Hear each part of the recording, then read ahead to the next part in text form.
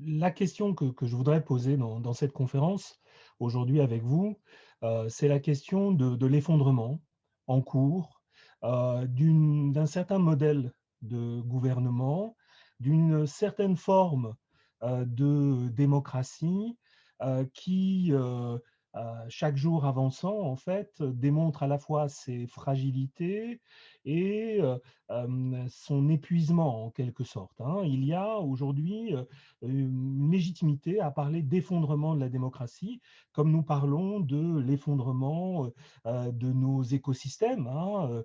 Je pense qu'il est important aujourd'hui de réfléchir non seulement au constat. Alors, il est très simple de faire ce constat, il est évident pour de plus en plus de personnes, ce constat que cette démocratie libérale, représentative, ne fonctionne plus, n'est plus perçue comme légitime. Mais je pense que, au risque d'être irresponsable, quand on s'intéresse à ce genre de choses, il faut essayer de réfléchir aussi aux solutions. Alors, si tant est qu'il y ait des solutions possibles, mais en tout cas aux voies de transformation, aux voies d'évolution possibles qui permettraient finalement d'éviter le pire. Tout comme la réflexion sur les processus de transition environnementale, climatique, essaye en fait d'éviter le pire. Je pense qu'en matière de démocratie, il s'agit également d'éviter le pire. Alors, je vais commencer donc par un tableau des pathologies de la démocratie contemporaine, un tableau qui est fait maintenant par des observateurs de plus en plus nombreux. Ça n'est pas un hasard si depuis quelques années, euh, on voit des livres intitulés la mort des démocraties, How Democracies Die, hein, le fameux best-seller anglo-saxon de Levitsky et Ziblatt. On a une floraison finalement d'épitaphes hein, pour ce régime. Bon, il n'est pas encore mort, hein, euh, euh, il n'a pas encore disparu, mais il recule partout. Et je vais essayer de montrer pourquoi. Alors d'abord, de quoi parle-t-on? De quelle démocratie parlons-nous et de quelle démocratie partons-nous? Il me semble que la démocratie, c'est évidemment un idéal. D'abord, c'est un idéal complexe, un idéal qui est susceptible de multiples interprétations. Et il me semble que la plupart de ceux qui essayent de penser la démocratie se contentent d'une des dimensions de cet idéal qu'ils essayent de faire valoir ou qu'ils essayent d'atteindre. Mais il me semble qu'il faut respecter la complexité de cet idéal. Alors, qu'est-ce que c'est que la démocratie? Pour moi, c'est d'abord un principe fondateur, celui de la souveraineté du peuple, celui de l'autogouvernement. C'est l'idée selon laquelle chaque individu, comme le disait le politiste américain Robert Dahl, a une chance égale, chaque citoyen a une chance égale d'influencer la décision. C'est le principe cardinal, hein, c'est celui dont tout part et c'est celui qui en fait légitime ce pouvoir. Mais à cet idéal sont venus s'en ajouter d'autres qui me semblent désormais indissociables de ce principe de souveraineté du peuple. Je pense à un idéal, aux idéaux qui tiennent à la séparation des pouvoirs, au respect des libertés publiques, individuelles et collectives, à un certain nombre d'éléments qui viennent en quelque sorte compléter l'idéal démocratique originel et qui me paraissent aujourd'hui incontestables, hein. On ne peut pas penser la souveraineté du peuple sans véritablement le respect de ce que nous appelons de manière générique l'état de droit. Sinon, évidemment, on bascule dans une pratique de la démocratie. Certains la qualifient de démocratie illibérale, dont il est clair qu'aujourd'hui, elle ne peut pas constituer un idéal véritable. Et puis la démocratie, c'est aussi une troisième dimension. Et c'est cette troisième dimension sur laquelle je voudrais m'arrêter parce qu'on l'oublie souvent. La démocratie, c'est aussi une forme de vie en commun, c'est un état social, c'est une manière d'être ensemble, c'est une manière de vivre ensemble qui suppose un ethos démocratique. Et je reviendrai sur cette notion d'éthos démocratique. Il faut que nous partagions non seulement des valeurs, mais aussi des qualités hein, qui sont absolument nécessaires au bon fonctionnement de la démocratie. Qu'est-ce que ça veut dire? Ça veut dire qu'il faut considérer l'autre comme un égal. Il faut être capable de l'écouter. Il faut restreindre ses propres envies. Il faut accepter de se modérer. Et puis, lorsque l'on a participé à une délibération, se soumettre à cette délibération, respecter le résultat de la discussion collective. Tous ces éléments sont inhérents.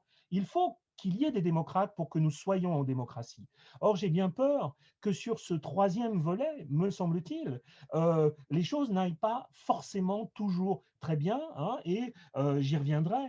Les conditions même de la délibération démocratique aujourd'hui sont profondément altérées. Alors, à partir de ça, il faut rappeler aussi que la démocratie qui est la nôtre a une histoire. C'est une histoire. Ça n'est pas n'importe quelle démocratie qui s'est imposée à partir de la fin du XVIIIe siècle aux États-Unis et en France et qui s'est traduite dans les institutions qui sont nées à partir de cette période. Rappelons ce fait qui est souvent oublié, mais qui aujourd'hui a été redécouvert, que les inventeurs de ce que nous appelons la démocratie représentative, le gouvernement représentatif, détestaient la démocratie au sens athénien du terme, considéraient que l'autogouvernement du peuple n'était pas souhaitable, n'était pas praticable, et ont inventé une modalité de gouvernement mixte dans laquelle, évidemment, le pouvoir vient du peuple, mais celui-ci se contente de désigner des représentants qui vont gouverner en son nom et surtout à sa place. Donc, en fait, aux origines de notre régime, il y a une limitation très forte et une conception très minimaliste de la démocratie. Que font les citoyens dans cette démocratie? Ils se désignent des représentants. Ce qui fait dire à un de mes collègues, dans un ouvrage classique, Principe du gouvernement représentatif, Bernard Manin, que démocratie représentative, celle qui est la nôtre, est une aristocratie élective. D'autres auteurs, je pense au Québécois Francis Dupuy-Déry, ont travaillé aussi sur ces questions. La chose est maintenant bien connue. Mais c'est ce régime qui aujourd'hui est à l'agonie. C'est ce régime qui a triomphé, s'est consolidé tout au long du XIXe siècle, s'est adjoint, au-delà de l'élection et des assemblées parlementaires, deux institutions absolument fondamentales pour qu'ils fonctionnent correctement, les partis politiques d'une part et les médias de masse d'autre part. C'est-à-dire qu'en fait, nous avons une forme de régime politique composite qui suppose qu'il y ait élection, évidemment, qu'il y ait des représentants élus qui parlent et se substituent aux citoyens, mais aussi qui représentent, au sens fort du terme, les intérêts, les groupes sociaux présents dans la société. Mais il faut qu'il y ait des partis politiques qui assurent en quelque sorte le lien entre le pouvoir politique et la société. Et les partis politiques, plus ou moins bien, de manière plus ou moins efficace selon les pays, ont joué ce rôle à une certaine période de notre histoire. C'est-à-dire qu'ils ont été des lieux de socialisation politique, d'éducation populaire, hein, de politisation, mais aussi des lieux finalement dans lesquels la société pouvait, d'un certain point de vue, exprimer ses demandes, ses intérêts. C'était des instances de représentation au sens fort du terme. Ce que les partis politiques ne sont plus du tout. Et puis, vous aviez une dernière instance de représentation centrale dans ce schéma, ce sont les médias de masse, alors qui eux aussi reflétaient les différentes sensibilités du public, mais contribuaient à produire des faits une définition des faits qui était susceptible d'être partagée, hein, et je parle des médias de masse aujourd'hui, en exerçant un filtre, hein, de l'information et avec tous ses défauts, hein. Ce système d'information, et même s'il était sous l'emprise de différentes forces, de différents intérêts, a joué ce rôle. Si on regarde bien les choses aujourd'hui, ce sont les quatre piliers de cette forme politique qui aujourd'hui sont attaqués. L'élection, la montée de l'abstention, le contournement des élections en fait, par différentes voies, c'est-à-dire qu'aujourd'hui se pose la question de savoir si les élections ont encore une influence sur les politiques publiques ou s'il n'y a pas d'autres forces ou d'autres règles du jeu qui pèsent plus que les électeurs sur le choix des gouvernants. Je pense aux groupes d'intérêt, je pense aux marchés financiers, je pense aux grands acteurs économiques. Et effectivement, il y a la perception croissante chez les citoyens de ce que il ne sert plus à rien d'aller voter, en tout cas d'aller voter pour ceux qu'on appelle les partis de gouvernement. Il y a toujours cet espoir de voter pour des forces qui n'ont jamais été au pouvoir et qui seraient susceptibles, je pense au mouvement d'extrême droite, au mouvement populiste, en espérant, en tout cas c'est un petit peu la configuration européenne, c'est vraiment la configuration française, en espérant qu'elle renverse la table et qu'elle représente mieux et protège mieux les citoyens. Deuxième pilier qui est ébranlé, ce sont les assemblées. Un peu partout dans le monde, mais à des degrés très différents selon les configurations institutionnelles. L'exécutif a pris une place centrale dans la distribution du pouvoir et nous en arrivons, et bon, moi je parle d'un point de vue français, mais je pense que ce n'est pas complètement différent ailleurs. Il y a des pays qui maintiennent, hein, qui restent des régimes parlementaires, dans lesquels les parlementaires continuent de jouer un rôle, mais on assiste à une forme d'abaissement de l'institution parlementaire qui me paraît complètement dommageable, et ce, d'autant plus que ces assemblées paraissent de moins en moins représentatives sociologiquement de la population. Hein. Il y a toujours cette critique aujourd'hui qui est extrêmement présente, hein, d'un déphasage et d'une infidélité en fait des représentants aux représentés. Les partis politiques, il me semble que c'est encore le maillon le plus faible aujourd'hui. Ce sont devenus des machines à exercer le pouvoir, mais les mobilisations se font ailleurs, les adhésions deviennent un phénomène marginal, hein, moins d'1% des citoyens français adhèrent à un parti politique. Ça a été toujours un pays où les partis politiques ont été faibles. Mais là, que pèsent les partis politiques? Et puis, les partis politiques, comme la science politique l'a bien analysé, ont basculé du côté du pouvoir beaucoup plus que du côté de la société civile. Ce ne sont plus des lieux véritablement d'éducation populaire, ce ne sont plus des lieux de socialisation.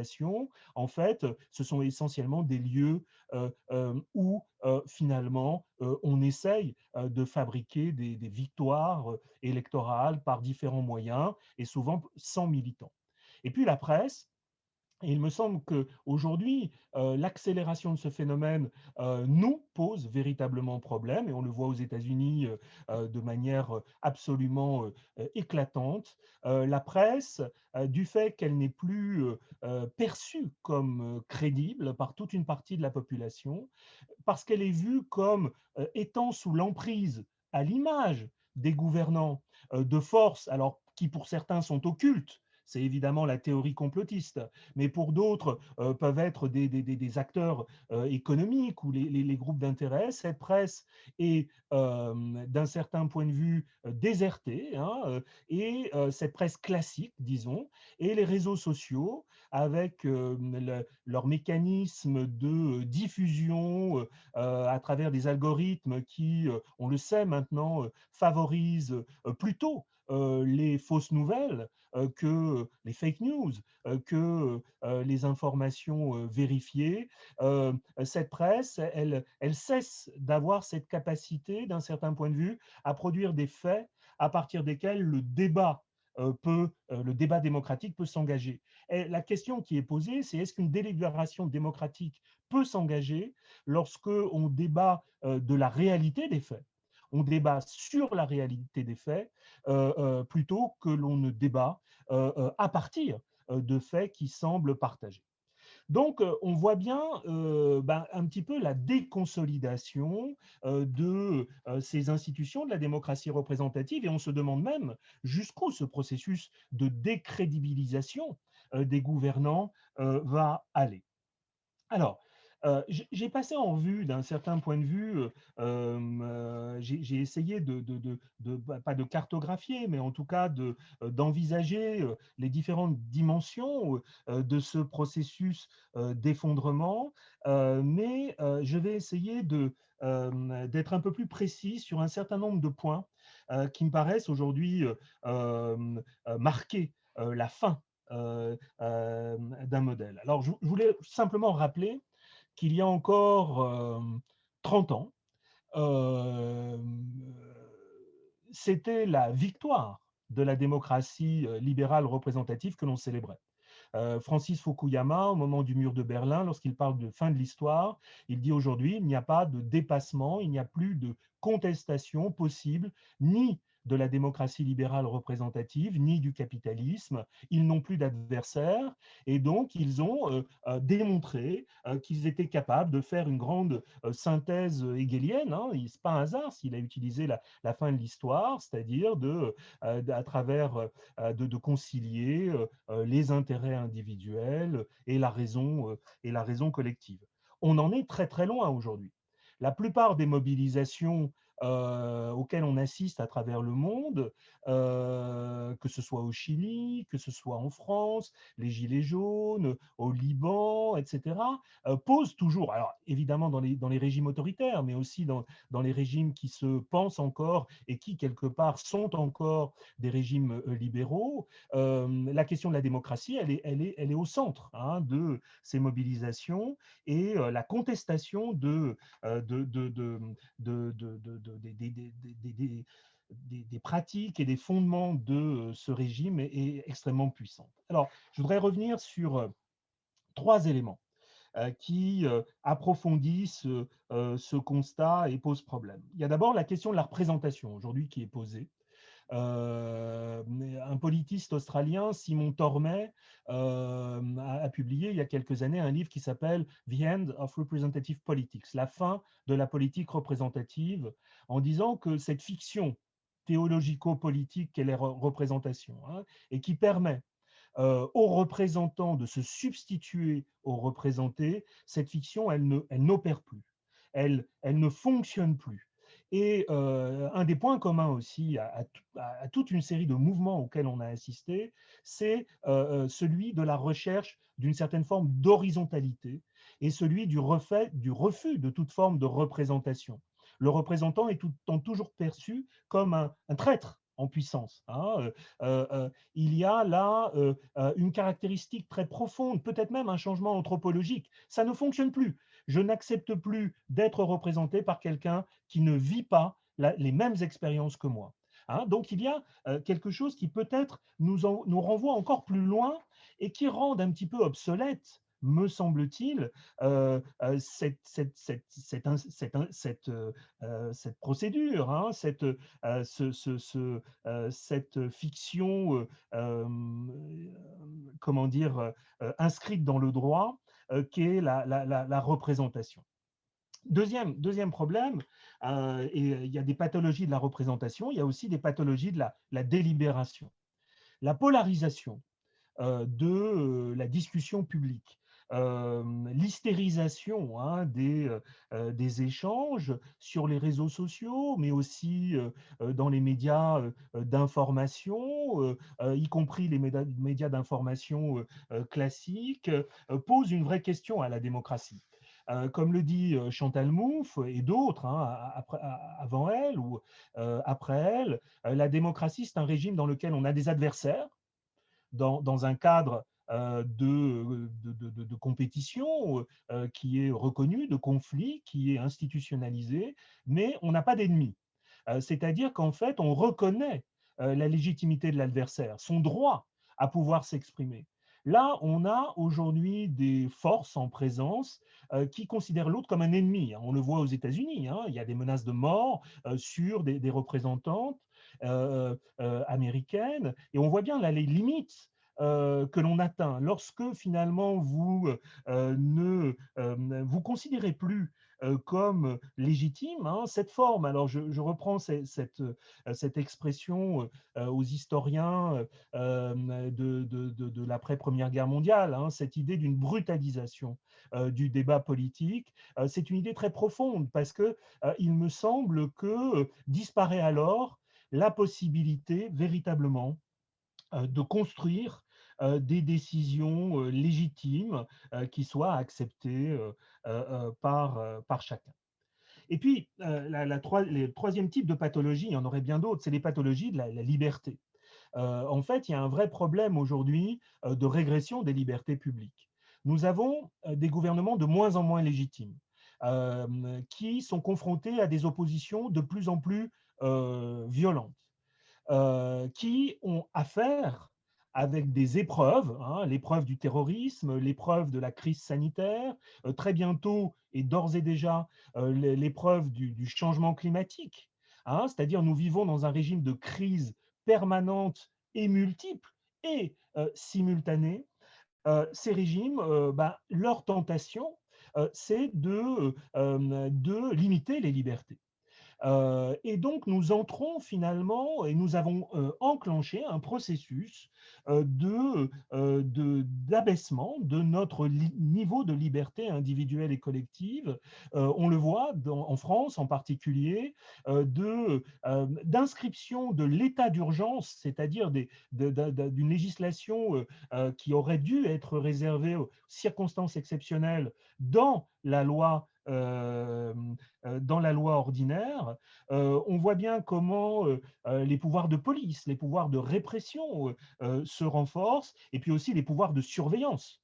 Hein, il n'y a pas que les acteurs privés qui surveillent les citoyens. Hein, c'est le fameux livre de Shoshana Zuboff, L'âge du capitalisme de surveillance. Nous arrivons aussi dans un âge de démocratie de surveillance avec des moyens qui sont de plus en plus sophistiqués Et c'est là la mauvaise nouvelle. Tout cela se fait avec non pas l'assentiment, mais le consentement passif des citoyens qui, au nom de la sécurité, évidemment, sacrifient une partie assez grande de leur liberté. Et il y a là, me semble-t-il, un vrai problème. Hein, parce que lorsqu'un gouvernement autoritaire arrive au pouvoir, il n'a plus grand-chose à faire hein, pour s'y maintenir. Donc, bon, voilà. Donc, on l'a vu, le bilan est particulièrement sombre. Et on voit bien comment, aujourd'hui, face à cet affaiblissement de cette forme de gouvernement, deux modèles concurrents se profilent, dont l'un s'est déjà hybridé avec la démocratie libérale. Ces deux modèles, c'est l'autoritarisme. Hein, d'un certain point de vue, il y a une tentation autoritaire. Hein, le fait, par exemple, que la Chine, aujourd'hui, se présente comme une alternative à la démocratie libérale représentative, le fait qu'elle paraisse résoudre mieux que les démocraties libérales un certain nombre de problèmes, leur gestion de la pandémie, leur politique, leur prétendue réussite en termes environnementales, etc., peut exercer une certaine forme de séduction hein, jusque dans nos vieilles démocraties. Et puis l'autre modèle qui s'hybride avec le modèle démocratique, c'est le modèle épistocratique, c'est-à-dire le gouvernement des experts, le gouvernement des savants, le gouvernement de ceux qui connaissent les lois du monde, les lois de l'économie, les lois de la santé, et qui prétendent d'un certain point de vue se passer de toute forme de démocratie, de participation citoyenne. Et on voit bien l'exacerbation de ce modèle aujourd'hui. Le fait, par exemple, que les citoyens puissent à peine discuter sur des questions aussi fondamentales que les questions de fiscalité, de politique économique, qui sont réservées finalement au gouvernement des experts, pose un vrai problème. Donc, je ne vais pas m'attarder, on pourrait évidemment, et je suis prêt d'un certain point de vue à justifier dans la discussion que nous aurons à la suite de cette conférence chacun des points, hein, parce qu'effectivement, je suis obligé bon. Et puis, le dernier spectre qui pèse sur le présent et sur l'avenir de ces démocraties libérales, et c'est celui sur lequel je travaille le plus et qui m'importe le plus, c'est le spectre de l'effondrement de nos écosystèmes, de ce changement climatique dont les effets commencent d'ores et déjà à se vérifier, à être perçus, et qui très rapidement, hein, tel qu'on peut le prévoir de manière tout à fait rationnelle, va rendre extrêmement difficile les conditions d'exercice de démocratie apaisée, c'est-à-dire que le conflit autour des ressources naturelles, les grandes catastrophes, bien évidemment, on peut rattacher effectivement l'actuelle pandémie à un vrai problème destruction de nos écosystèmes, donc tout ça risque de s'aggraver. Les migrations, on voit bien les effets que produisent sur nos systèmes politiques des migrations qui ne sont pas encore devenues les phénomènes de masse qu'ils deviendront lorsqu'il ne sera plus possible de vivre sur de nombreux endroits sur cette terre. Tout ça va évidemment provoquer des conflits et très vraisemblablement rendre très difficile l'exercice même de la démocratie. Donc profitons-en. Si nous devons discuter, faisons-le maintenant. Il me paraît compliqué d'envisager que tout ça pourra, si nous ne résolvons pas cette question. Et pour ma part, dans mes travaux, dans mes engagements, c'est pour moi l'enjeu numéro un que de démontrer qu'on ne sauvera le monde, la planète, l'humanité, qu'à condition de sauver la démocratie. C'est-à-dire qu'on ne pourra et ça, pour moi, c'est quelque chose d'absolument capital. Et si vous voulez qu'on y revienne, on y reviendra. Mais pour moi, il faut changer nos institutions du sol au plafond, refonder nos pratiques politiques, parce que c'est le seul moyen, de mon point de vue, parce que je ne crois absolument pas à une tyrannie éclairée ou un gouvernement des experts, c'est le seul moyen de prendre les décisions euh, assez radicales qui sont aujourd'hui rendues nécessaires par nos inconséquences passées. Alors, maintenant, face à cela, face à un bilan aussi noir, quelles sont les raisons d'espérer? Il y en a très peu. Quelles sont les voies possibles de transformation? J'hésite même à parler de solutions. Quelles sont les thérapies? Alors, les thérapies, non. Euh, Raisonner en termes de pathologie invite à raisonner en termes de thérapie, mais bon, évidemment, c'est un abus de langage. Et il y en a plusieurs. Et je voudrais insister, s'il y avait qu'une idée à retenir, c'est qu'on doit toutes les envisager ensemble. C'est-à-dire qu'aucune n'est susceptible ni de suffire, ni de remplacer toutes les autres. Et le risque est de penser qu'une seule innovation, par exemple politique, qu'un seul changement institutionnel pourra, du jour au lendemain, changer les choses. J'y crois absolument pas. Il faut les pratiquer, les expérimenter le plus possible et avec le plus de rigueur possible pour essayer de faire bouger les choses. La première voie, je la qualifierais de voie réformiste. Il me semble que dans nos législations, dans nos constitutions, dans nos règles du jeu politique, il y a encore pas mal de choses à changer. Il y a des archaïsmes. Le système électoral américain est un archaïsme aberrant, ahurissant. Hein, la manière dont il vote est profondément injuste. Néanmoins, il s'y attache, faute de pouvoir transformer les règles du jeu. Je pense qu'il faut vraiment s'atteler à ce chantier. En France, par exemple, nous avons un système électoral qui fait qu'avec 14% des voix des électeurs au premier tour aux élections législatives, La République en marche, le parti d'Emmanuel Macron, emporte 350 députés sur 577, du fait du caractère totalement absurde du principe du scrutin majoritaire au second tour. Introduire de la proportionnelle, faire en sorte que la règle du winner takes all ne joue pas, tout cela nous amène à réfléchir à nos manières de voter. Et moi, je suis par exemple un partisan et un militant d'autres formes alternatives de vote, et notamment d'une technique qui s'appelle le vote par jugement majoritaire, qui consisterait non plus seulement à sélectionner des candidats, à choisir, mais à les évaluer. Et je vous invite à étudier. Je pense que ça éviterait pas mal d'effets pervers de nos modes de scrutin, notamment le vote stratégique. On pourrait vérifier clairement ce que veut le peuple. On a expérimenté cette méthode, mais pas à grande échelle, et elle donne des résultats tout à fait satisfaisants.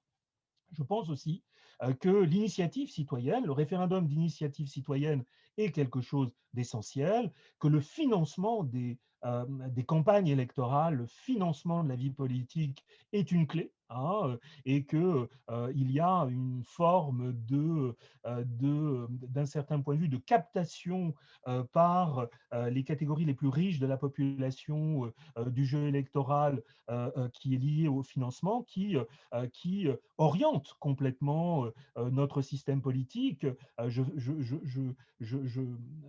Je rejoins là, par exemple, la politiste chilienne et américaine Camila Vergara lorsqu'elle parle de corruption de nos institutions démocratiques, au sens où aujourd'hui, celles-ci servent avant tout les intérêts d'une toute petite minorité de la population. Et le financement électoral n'est pas pour rien. Alors évidemment, bon, ça c'est la première voie. Ne l'oublions pas, cette voie-là. C'est-à-dire que ne renonçons pas à changer nos règles du jeu, à réformer la Constitution, pas n'importe comment, hein, évidemment. Avec d'autres collègues pour la Fondation Nicolas Hulot en France, nous avons produit un scénario de transition constitutionnelle participative, c'est-à-dire qui associerait dans une forme de moment constituant, au sens de Bruce Ackerman, avec des dispositifs participatifs, délibératifs, qui associeraient l'ensemble des citoyens à la réécriture de la Constitution. Je pense que nous avons proposé une forme de scénario qui pourrait être mise en œuvre. Ça s'appelle Osons le Big Bang démocratique. Et pour moi, il me semble que ces questions-là sont importantes. Le référendum aussi, à condition qu'il soit délibératif, que l'on mette en place des mécanismes comme en Oregon. Hein, vous connaissez peut-être l'Oregon Citizen Review, qui est un mécanisme très puissant, me semble-t-il, qui permet à une assemblée de citoyens tirés au sort d'évaluer les enjeux du référendum, de délibérer pour produire une information contradictoire à destination du reste des citoyens. Pour moi, c'est quelque chose, et là aussi, on a fait un rapport pour la Fondation Terra Nova en France sur ce que serait un référendum d'initiative citoyenne délibératif, c'est-à-dire c'est une demande des Gilets jaunes, ce référendum d'initiative citoyenne. On a dit banco, à condition qu'il soit délibératif, que la démocratie semi-directe soit associée à des formes de démocratie délibérative. La deuxième voie, vous l'aurez compris, c'est la voie délibérative. Alors la voie aussi participative, c'est-à-dire faire en sorte de réinventer.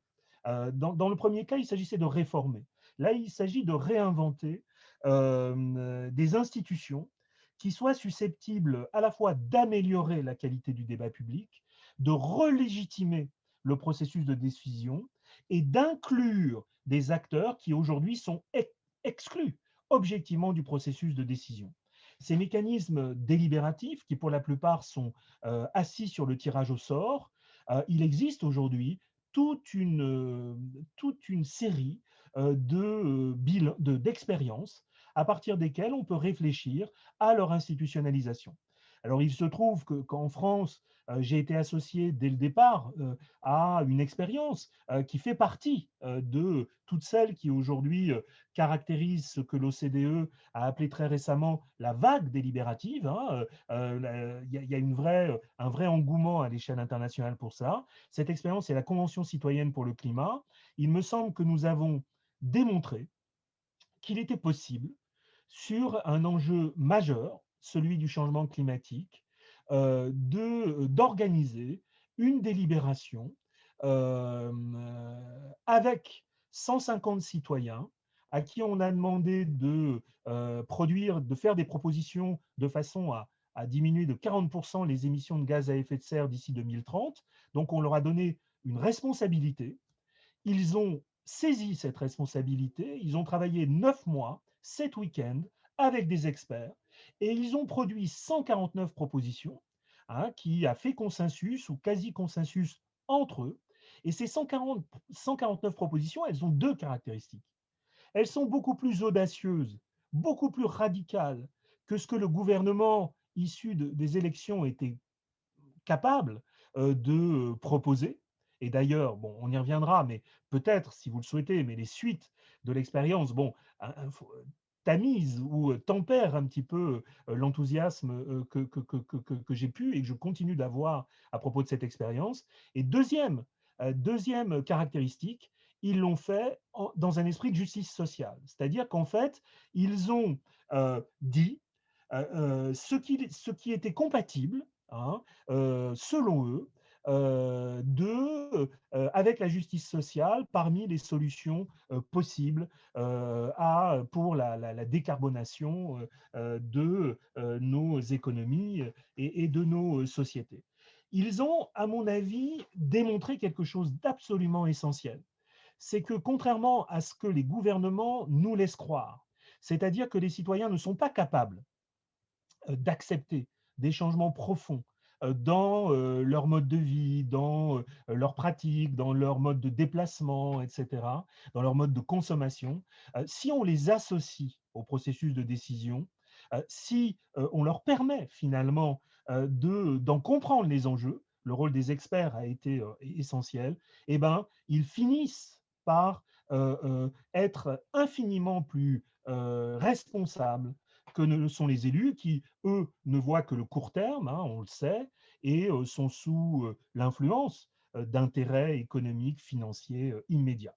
Donc pour moi, dans la littérature de sciences politiques, on appelle les mini-publics, ces jurys citoyens, ces conférences citoyennes, ces assemblées citoyennes, ces dispositifs qui visent à organiser la délibération entre égaux, ça j'y tiens, à toutes les échelles, à l'échelle locale, à l'échelle nationale.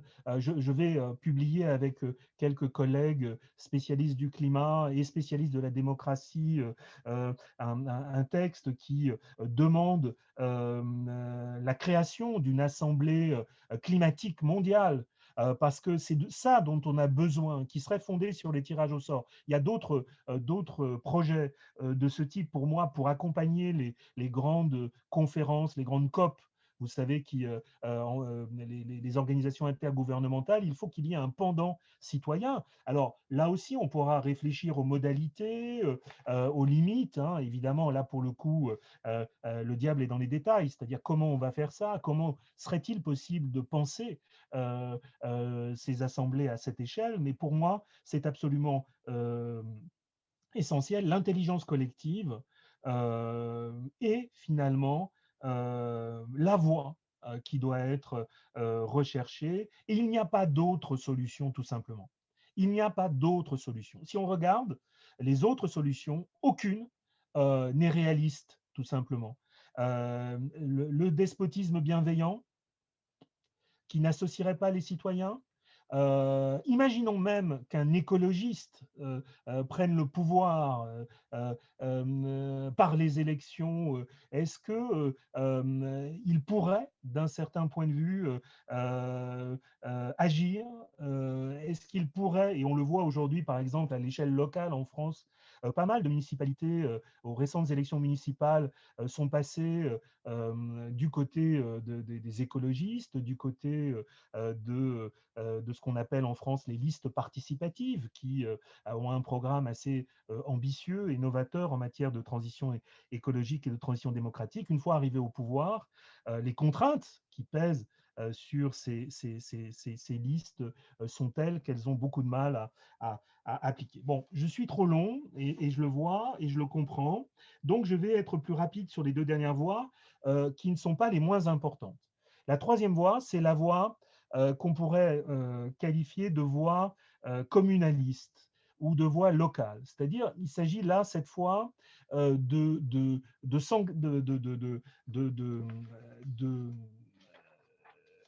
faire vivre la démocratie, de prendre le pouvoir à l'échelle locale, soit à travers les élections, soit hors du cadre électoral, au travers de formes d'auto-organisation, de gestion de communs, de présence sur des territoires visant à mettre en place des expériences de ce qu'on appelle la politique préfigurative, c'est-à-dire de montrer qu'on peut vivre, produire, habiter, gouverner autrement qu'au travers du capitalisme et de l'État.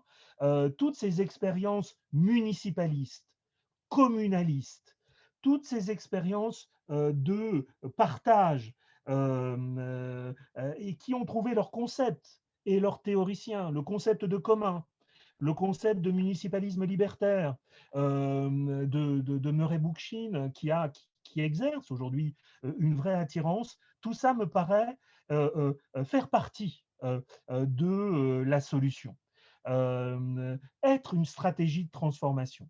Euh, on a, alors je mets pêle-mêle des choses très différentes, hein, ce qu'on appelle les villes en transition, ce qu'on appelle toutes les formes de vie collective tout simplement, qui visent à permettre aux citoyens de se réapproprier à la fois leurs espaces de vie, leur vie quotidienne, hein, sont des expériences qui ont des effets d'émancipation sur les individus, mais aussi de transformation de la vie collective. Alors, évidemment, ce mouvement, à lui seul, ne pourrait pas, me semble-t-il, offrir une alternative. Il y a un vrai problème, c'est-à-dire que ces expériences, elles sont éparses, elles ne sont pas synchrones. Dans la plupart des cas, il ne s'agit absolument pas de viser à prendre le pouvoir véritablement à l'échelle nationale ou à d'autres échelles. Donc, il n'y a pas la possibilité d'une alternative. Il y a une préfiguration, il y a la démonstration que dans ces espaces interstitiels, on peut agir, penser différemment, mais il ne me semble pas aujourd'hui qu'il y ait la question de l'échelle continue de se poser. Et puis la dernière voie, alors j'ai du mal à la qualifier, mais je la qualifierais avec vous de voie éthique. Alors le mot va vous paraître un peu bizarre, mais elle renvoie là à une autre échelle d'action, c'est l'échelle des individus. C'est l'échelle des mœurs, pour reprendre un vieux terme qui était utilisé aussi en philosophie politique, c'est-à-dire la conception que les individus se font d'eux-mêmes et des autres, et tout ce qui renvoie aux manières d'être habituelles, aux attitudes, alors, tout ça renvoie à ce qui me paraît être un impératif et un préalable à toute autre forme de changement, c'est une révolution éthique, hein, où non seulement on réattacherait un prix on redonnerait de l'importance à la vie collective comme dimension essentielle de la vie humaine. Hein, souvenez-vous, Hannah Arendt, la condition de l'homme moderne, c'est-à-dire où l'on penserait que agir en commun est aussi important, sinon plus important que produire ou consommer. Hein, et les choses là ne sont pas simples dans une société qui finalement a, en quelque sorte, pour reprendre l'expression de Benjamin Barber, a infantilisé les citoyens pour les transformer en consommateurs et en travailleurs. En fait, nos existences se résument très largement à nos activités de travail et de loisirs, avec une vraie difficulté qui est que dans le travail lui-même, nous ne pouvons pas développer les qualités qui seraient nécessaires pour notre transformation en citoyen. Donc là, les enjeux, quels sont-ils? Les enjeux, ils renvoient à nos modèles d'éducation. Et je parle dans un pays en particulier, la France, où nous avons un système d'éducation qui est élitiste, compétitif, ultra compétitif, individualiste, qui vise à sélectionner des vainqueurs et à condamner en quelque sorte, à humilier des vaincus. Donc il y a là un chantier, celui de la pédagogie qui me paraît absolument essentiel, le chantier de la culture. Il me semble, et c'est pour ça que ce verrou et ces luttes seront les plus décisives, c'est-à-dire que là, il va falloir agir contre contre les industries culturelles qui visent au contraire à exalter des valeurs qui ne sont pas celles du partage, de la coopération, etc. Alors il y a des changements. Alors je n'ai pas le temps de revenir là-dessus. Disons simplement, rappelons que la démocratie libérale représentative dont il est question dans cette conférence, elle est née aussi, et ça Dominique Bourg et Pierre Charbonnier l'ont très bien montré, elle est née justement sur une promesse, celle selon laquelle chacun pourrait accéder au bien-être par l'accumulation de richesses et à la possibilité qu'à l'échelle collective, ce processus d'acquisition, d'accumulation des richesses soit illimité, c'est-à-dire une promesse qui ne tenait pas compte des limites planétaires. Hein. Donc on a ce contrat, ce pacte.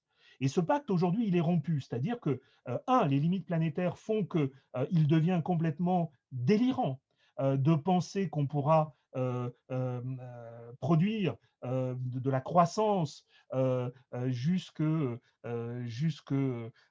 aux limites. Donc on est comme ça dans une sorte de logique suicidaire. Et puis en plus, la montée des inégalités dans notre société, l'enrichissement d'un tout petit nombre au détriment de beaucoup d'autres font que ceux qui ont pu croire à un moment, je pense en particulier aux catégories populaires, que ce contrat était valide, aujourd'hui ont bien compris qu'ils ne pourraient pas accéder à ce statut, au bien-être. Et en fait, à ce moment-là, alors parce que je suis, à chaque fois que je suis, euh, je sais que j'ai dépassé mon temps, j'ai tendance et je vois mes interlocuteurs, parce que j'en ai deux là, qui s'impatientent. Je vais terminer rapidement, mais c'est l'idée que aujourd'hui, plus personne n'est dupe. Et on a des modèles qui nous ont été imposés de bonheur par la consommation qui ne sont plus accessibles. On a une minorité qui continue de gens très très riches qui continuent à exposer une forme de comportement ou d'hubris, d'accumulation, de réussite sociale et économique qui est désormais complètement inaccessible. On produit du ressentiment. Hein. Ce mot de ressentiment est susceptible aujourd'hui de s'appliquer pour devenir une catégorie politique. Hein. D'autres l'ont fait. Ivan Kratzev parle de politique du ressentiment. Ça produit beaucoup de frustration, ça produit beaucoup de ressentiment. Et ça va mener, et ça mène déjà à des formes d'explosion sociale, de contestation radicale du système. Donc ça n'est plus tenable. Rien n'est tenable aujourd'hui dans ce système, et donc il est impératif qu'on donne véritablement une responsabilité au plus grand nombre de citoyens, qu'on cesse de les considérer comme des enfants, qu'on cesse de vouloir les divertir pour qu'ils ne s'intéressent pas à la vie politique, et qu'on introduise tout ce à quoi j'aspire, ou en tout cas ceux qui, comme moi, réfléchissent à ces questions aspirent, plus de démocratie dans cette démocratie agonisante. Euh, euh, il est fort possible que ça ne suffise pas. Il est fort possible que nos écosystèmes s'effondrent avant nos systèmes institutionnels, mais l'inverse est tout à fait possible aussi. Mais je pense que nous n'avons pas une heure à perdre, une minute à perdre, et qu'il faut s'atteler à ces différents chantiers. Voilà. Je vous remercie. C'était un exercice très bizarre. Voilà, non, je ne suis pas sûr que je l'ai complètement réussi, mais ceux qui ont eu la patience d'aller jusqu'au bout et d'écouter mon speech auront peut-être envie, et je l'espère, d'échanger avec moi au moment du colloque d'ici quelques semaines. Voilà, merci à tous et à toutes.